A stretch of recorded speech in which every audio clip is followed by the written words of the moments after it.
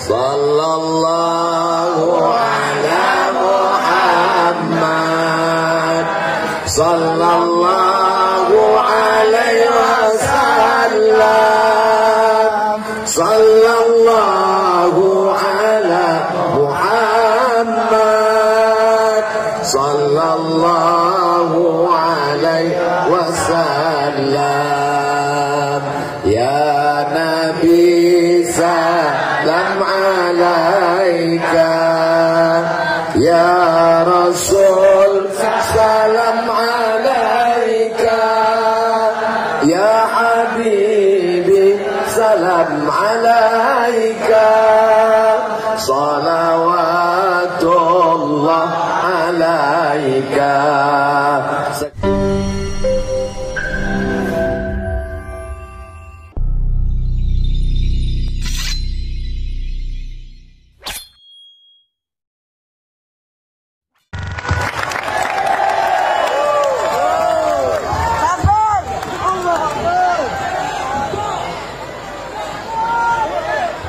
Bismillahirrahmanirrahim.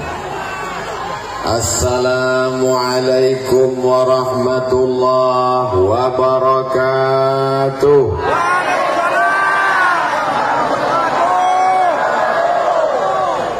Memang cantik Batu Kualam, diletakkan di tengah halaman. Dari bunyi sambutan salam, nampaknya seperti belum makan. Apa kabar semuanya?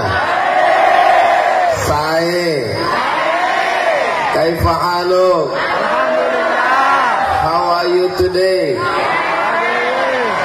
Santri Mau'izul Amin luar biasa memberikan ucapan.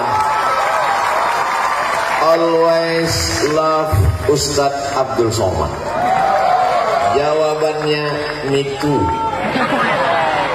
I love you forever until Jannah. Sesuai dengan hadis Nabi Muhammad sallallahu alaihi wasallam, al-mar'u ma'a man ahab, orang akan bersama dengan siapa yang dia cintai. Maka kita akan bersama dengan Sayyidina wa Maulana wa Syafi'ina wa Zuhrina wa Qurrati a'yunina Muhammad sallallahu alaihi wasallam. Para kiai, para guru-guru saya mohon maaf tidak dapat saya sebutkan namanya satu persatu. Kalau tuan beli sepatu dibeli di Sungai Buluh, kalau saya sebutkan satu persatu bisa sampai waktu subuh. Oleh sebab itu mudah-mudahan para kiai, para guru memaafkan Al-Fakir Abdul Somad insyaallah. Amin ya rabbal alamin. Yang sama-sama kita hormati Raden Kiai Haji Muhammad Amin Rifki ANSH. Loh, tadi katanya nggak mau disebutkan, ini kok Ustaz sebut? Ada tulisannya di sana. Ketua Yayasan sekaligus pimpinan pengasuh Pondok Pesantren Mau'izul Amin Al-Islam. Ketika saya di Mesir dari tahun 1998 sampai tahun 2022, ada senior sahabat kakak kelas saya, beliau angkatan 96, beliau adalah Kiai Haji Dr. Ahmad Fauzi Tijani LCMA, pimpinan Pondok Pesantren Al-Amin Perenduan, hadir bersama kita. Mudah-mudahan para kiai kita dipanjangkan umur, ilmu mereka barokahnya melimpah ke kita semua insyaallah.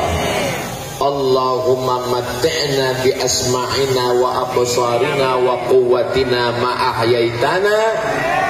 Berikanlah kebaikan untuk kami, pendengaran kami, penglihatan kami yang kami pakai hari ini untuk tabligh akbar menjadi nilai amal soleh ya Allah. Ini di depan saya ada kamera, lambaikan semua tangannya ke kamera. Dah cukup, jangan lama-lama, nanti ketiaknya basah. Masya Allah, tabarakallah.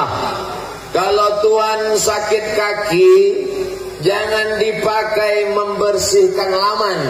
Mendengar pujian Romo Raden Kiai Haji Muhammad Amin Rifki, saya merasa terbang ke awan.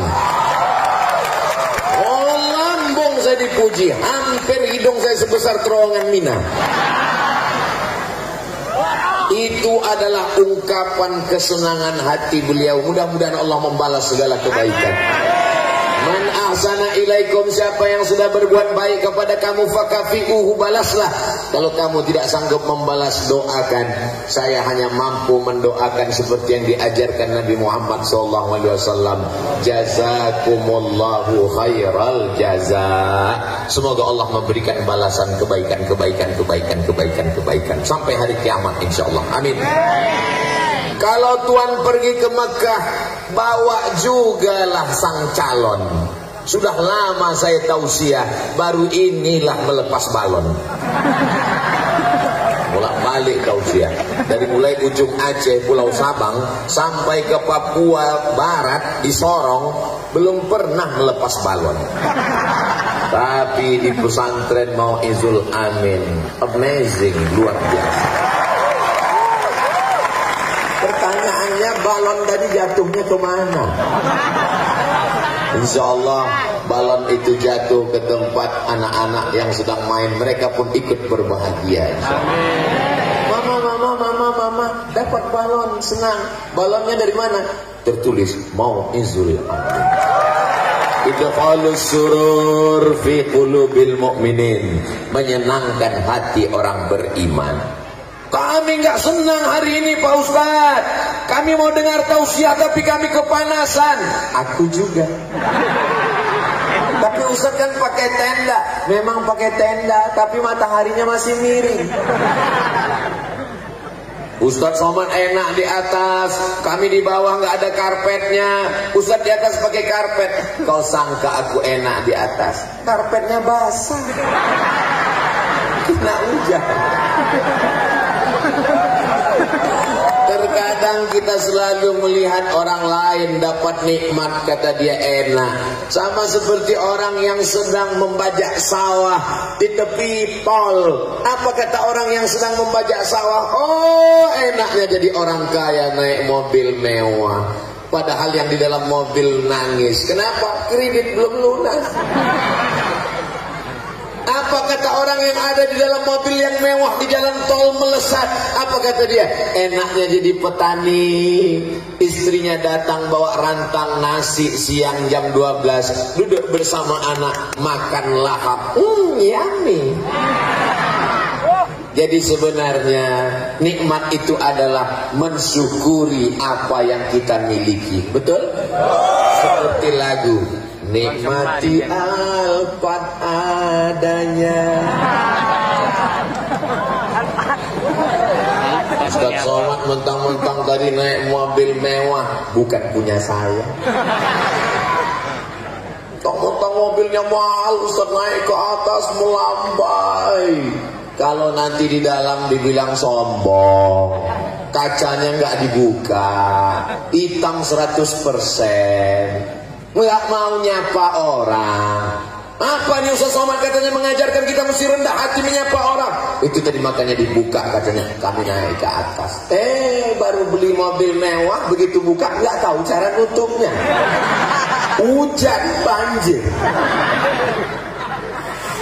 Jamaah yang dimuliakan Allah Subhanahu wa taala, kebersamaan kita ini insya Allah kebersamaan yang menurunkan rahmat Allah Subhanahu wa taala.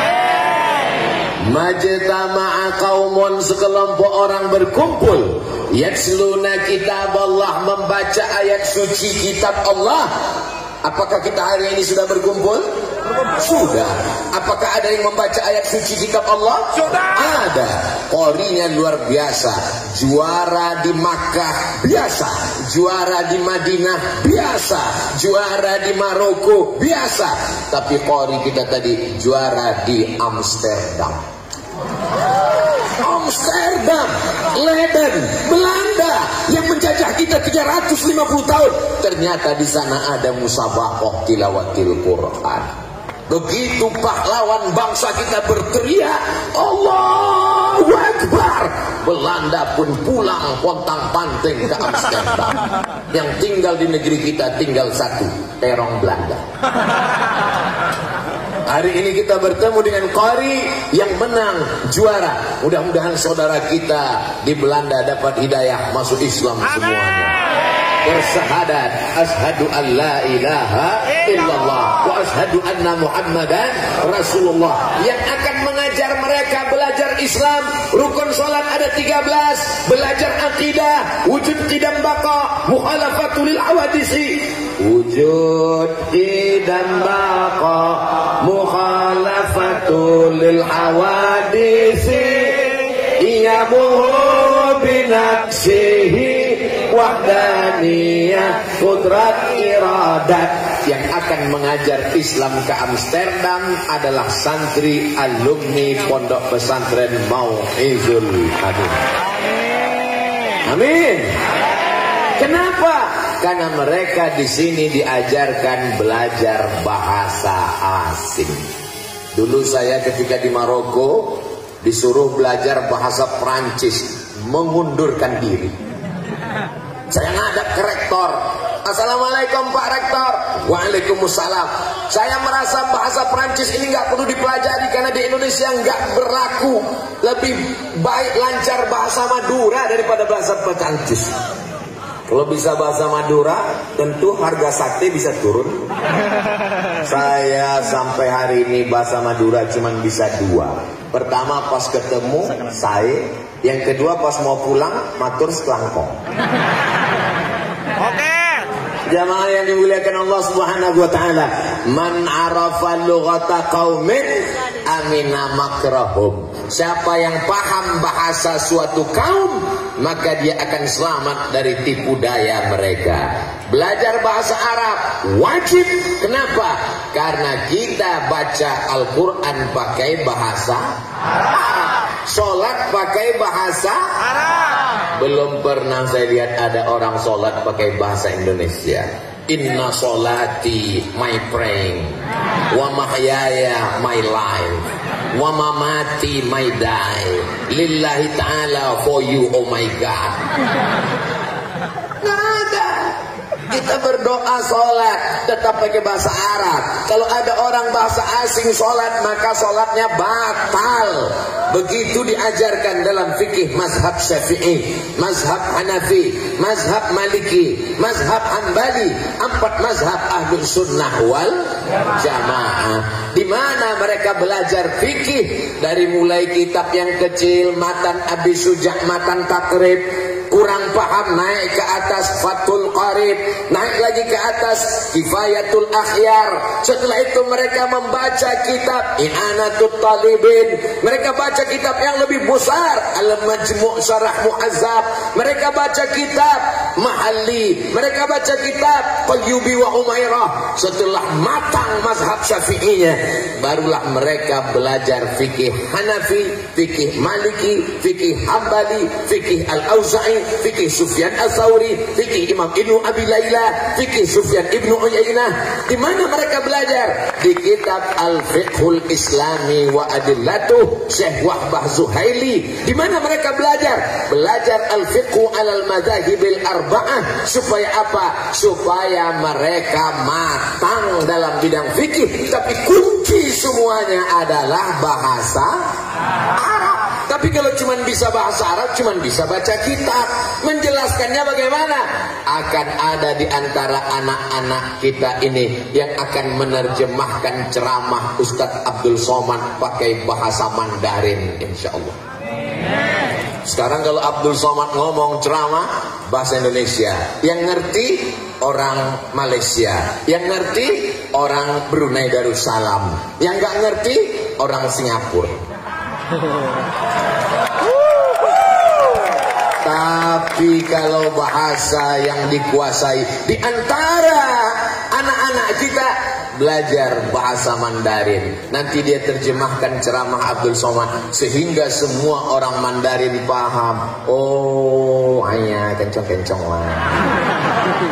cincailah kamsia. Lalu kemudian mereka pun menjelaskan, andai mereka tidak mendapat hidayah karena belum, paling tidak dia tidak akan membenci, tidak terprovokasi. Begitulah pentingnya bahasa. Siapa yang memahami bahasa, maka insya Allah dia akan selamat. Makanya ada satu hadis membingungkan, laisa min birrim asyamum fim safar. Banyak sekali huruf mimnya.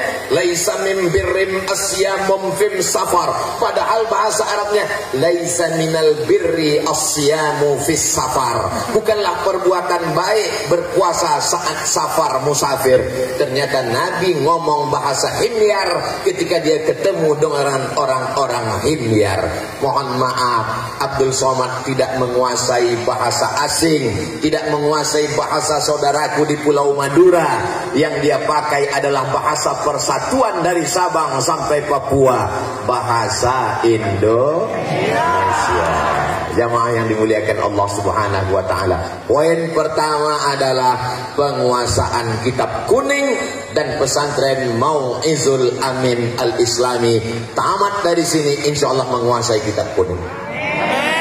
Saudaraku dimanapun berada, selamatkan anak-anak kita. Jangan sampai tidak bisa baca kitab. Anda ingin belajar baca kitab cepat, hanya 6 bulan saja. Daftarkan segera ke pesantren Mau'izul Amin Al-Islam. Itu Ustaz tadi ngomong apa? Endorse. Mau ditaruh di mana? Dipotong videonya, dimasukkan ke Instagram. Supaya apa? Supaya semuanya tahu. Tapi Ustaz ceramahnya kan di pesantren. Memang ceramahnya di pesantren, tapi direkam. Hebatnya pesantren ini, yang pakai jilbab bukan cuma santrinya, kameranya pun pakai jilbab.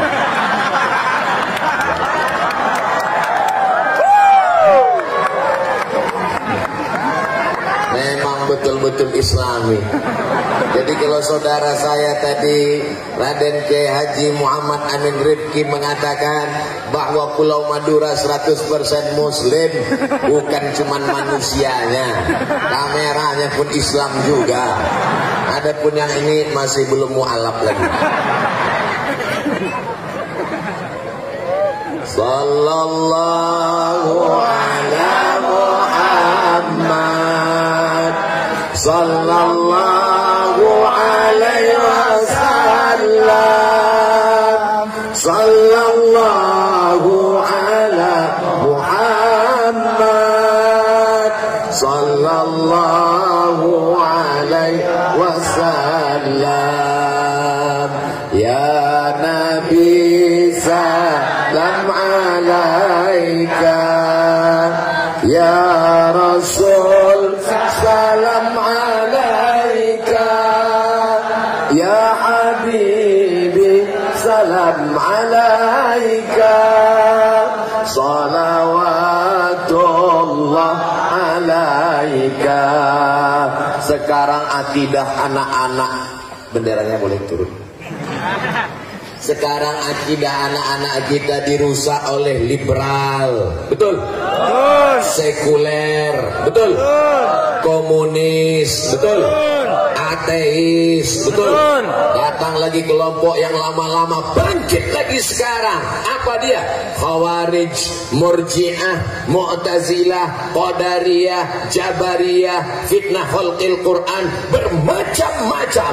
Kalau zaman dulu kiai bisa berkata, jangan baca kitab ini, jangan baca kitab ini, jangan belajar sama ini, jangan dengar ceramah ini. Zaman sekarang tidak bisa lagi. Kenapa? Karena mereka menyampaikan ceramahnya tidak di kamar, tidak di pesantren, tidak di mimbar. Mereka ngomongnya di mana? www.youtube.com. Pemikiran-pemikiran ini masuk ke dalam kamar anak kita, masuk ke dalam kantong anak kita. Tidak ada cara jalan untuk menyelamatkannya kecuali memperkuat akidah Imam Abul Hasan Al-Asy'ari Ahlus Sunnah wal Jamaah. Sekarang ada aliran yang mengatakan bahwa Tuhan pernah ada, tapi dulu. Sekarang Tuhan sudah mati. Nama orangnya Nietzsche dari Jerman. Apa kata dia? Tuhan pernah ada, tapi sekarang sudah mati. Bagi orang yang bingung tidak belajar, ngamuk, marah-marah. Marah tidak menyelesaikan masalah. Kalaulah marah menyelesaikan masalah, kita buat nama acaranya Marah Nasional Mengatasi Masalah. Lalu bagaimana cara membantahnya? Cukup dengan satu kata, maka terbantahlah Nietzsche. Kata apa yang bisa membantah? Dari sifat 20 Imam Abdul Hasan Al-Asy'ari, Ahlus Sunnah wal Jamaah. Sifat Allah diantaranya, kalau dia memang betul Tuhan, kalau dia memang betul Allah, dia tidak akan mati. Wujud, tidak, baqa, kekal abadi. Berarti kalau mati bukan Tuhan, kalau mati berarti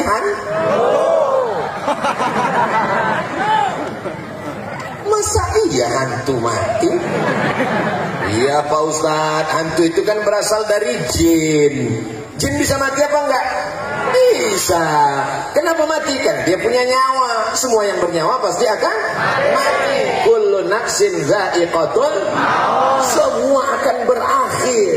Yang tidak berakhir itu hanya dua. Yang pertama Allah, yang kedua hubungan kita. Ustaz Somad hubungan kita bilang nggak berakhir. Tausiah Ustaz Somad kan cuma 60 menit sesuai yang tertulis di botol 600 ml. Memang tausiahnya akan berakhir. Tapi kalau Abdul Somad pulang ke Riau selesai dari sini, semua yang hadir ini tetap mendoakan Abdul Somad. Doa mereka tidak banyak-banyak, hanya satu saja, matikan Abdul Somad husnul khotimah. Bukan sekarang. Jamaah yang dimuliakan Allah Subhanahu wa taala, itulah keinginan orang beriman. Hartanya banyak, ilmunya banyak, jabatannya tinggi, tak ada maknanya kalau mati su'ul khatimah. Akidahnya Ahlus Sunnah wal Jamaah, fikihnya bermazhab Syafi'i. Bagaimana dengan akhlaknya, budi pekertinya, akhlakul karimahnya?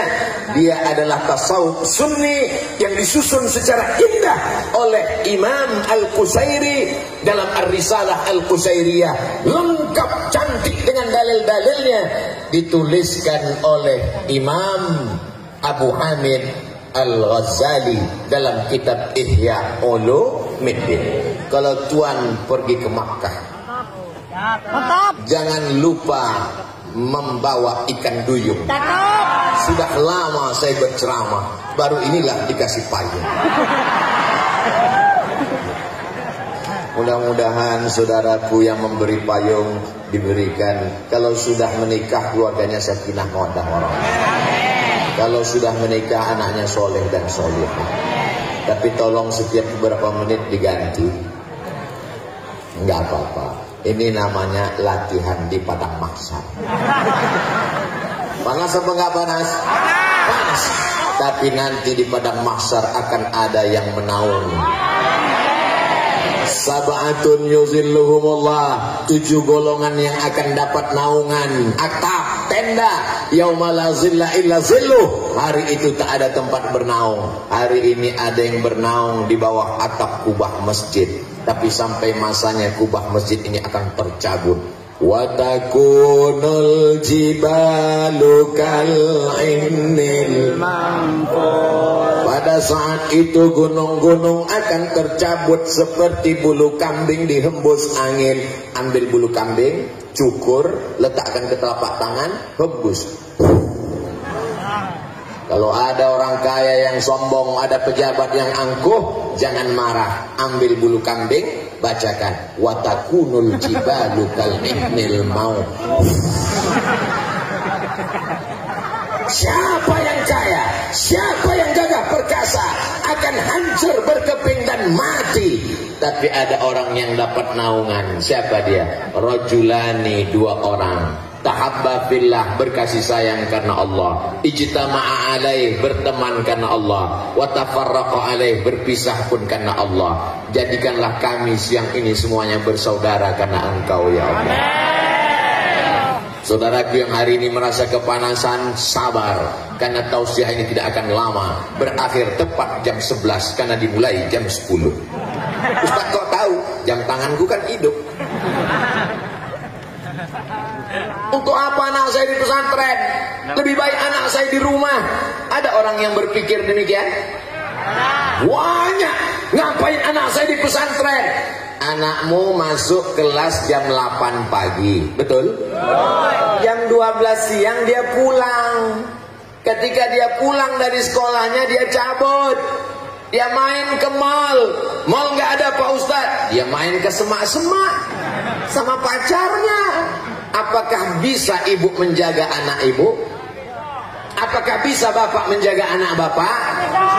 Tidak ada yang mampu menjaga anaknya. Tapi di pesantren dia dijaga. Kalau bahasa kampung saya 24 hours, 24 jam dia akan terjaga, terpelihara. Lihatlah anak-anakku yang perempuan, jilbabnya panjang. Ada satu yang nggak berjilbab. Oh mohon maaf, kameramen. Jilbabnya panjang. Bahkan ada sebagian anak-anakku yang wajahnya tidak ingin terlihat, yang terlihat hanya matanya saja. Kenapa? Dia sedang menjaga yang tidak mahram. Kalau ada perempuan yang pakai cadar, dia bukan sok cantik. Kalau ada perempuan yang menutup kepalanya, dia bukan orang yang tidak open minded, berpikiran terbuka. Kalau ada yang memakai hijab, mereka bukan orang gurun. Karena aslinya orang gurun zaman jahiliyah tidak pakai baju. Jadi kalau ada orang menuduh orang pakai hijab orang gurun, ini adalah orang bodoh yang tidak membaca sejarah. Betul? Mereka adalah orang-orang yang mengamalkan sunnah Rasulullah Sallallahu Alaihi Wasallam. Jadi kalau ada orang mengejek hijab, mengejek cadar, maka mereka sudah mengejek Nabi Muhammad Sallallahu Alaihi Wasallam. Kalau mengejek Nabi, berarti dikhawatirkan murtad. Karena di antara yang merusak keimanan dua sendi, asyhadu an la ilaha illallah wa asyhadu anna Muhammadan Rasulullah. Nanti kalau anak saya pesantren paling-paling jadi kiai, anak saya nanti kalau pesantren paling-paling jadi ustaz. Saya nggak mau anak saya jadi ustaz nanti kurus kayak Ustaz Somad.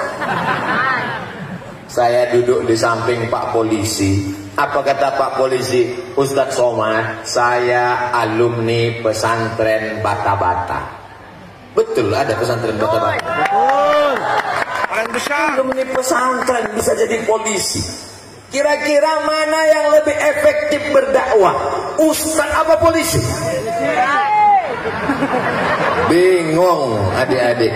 Mau jawab ustaz nanti ditangkap polisi, mau jawab polisi nanti ustaznya merajuk. Oke, kita kasih contoh. Ustaz Somad pulang ceramah jam 12 malam, ketemu sama orang mabuk. Somad, kau mau masuk surga?